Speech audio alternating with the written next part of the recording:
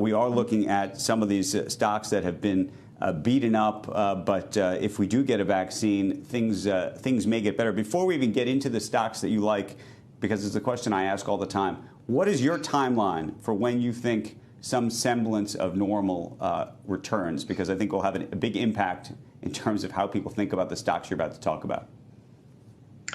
Well, I think the timeline's still somewhat uncertain, right? I mean, we got great news about a vaccine that's 90% effective. So we know that it's coming. We don't know exactly when it's going to be widely available. But if we look out a year from now, so when we buy stocks, we're buying them for the longer term. So we're longer term holders. We're looking out and saying, what is going to work in 2021 and 2022, and what is the earnings growth profile going to look like? So that's caused us to want to rotate into some of these names that are, in some cases, beaten up for a variety of reasons, but for many of them, it's simply a matter of the environment that's caused them to be where they're at today. Brenda, let's play through those stocks then. Your top idea. So Boeing is one idea that we recently bought a couple of weeks ago. This is a name, obviously, that's had a lot of troubles, but we feel like the news is becoming incrementally more positive here. We think there's green shoots here. We had the European Commission come out and say that the 737 MAX is safe. We have a scenario where the backlog isn't nearly as bad as everybody thought.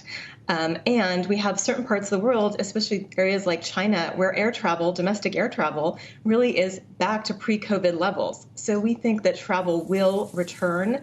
We especially think that leisure travel will return when we're able to reopen more meaningfully. Whether that's 6 months from now or 9 months from now, we think there's going to be a lot of pent-up demand. So Brenda, so that's where we've been directing some of our...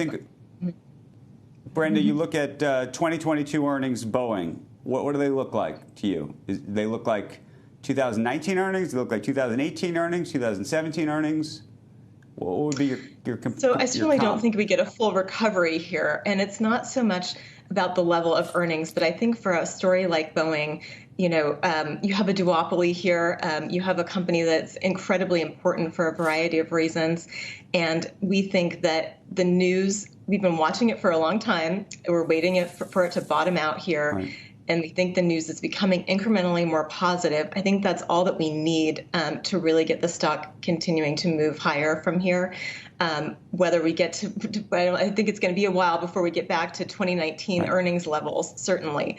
But we think that things are becoming more positive. Shepard Smith here. Thanks for watching CNBC on YouTube.